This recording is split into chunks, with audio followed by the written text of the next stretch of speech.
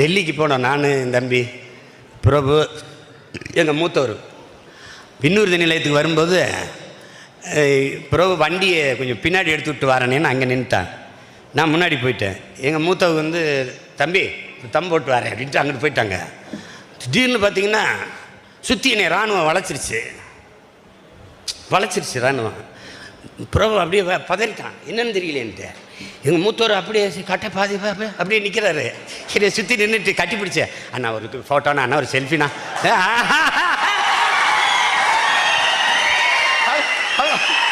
கதைகளுங்க.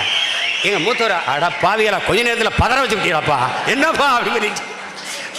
ஐயா நாங்கள் அண்ணனை ரொம்ப பிடிக்குமையா ஐயா, நல்லா பத்திரமா பார்த்துக்கிறீங்க அப்படின்ட்டு ஃபோட்டோ எடுத்துகிட்டு கடைசியாக முன்னூறுதிக்குள்ளே போகல.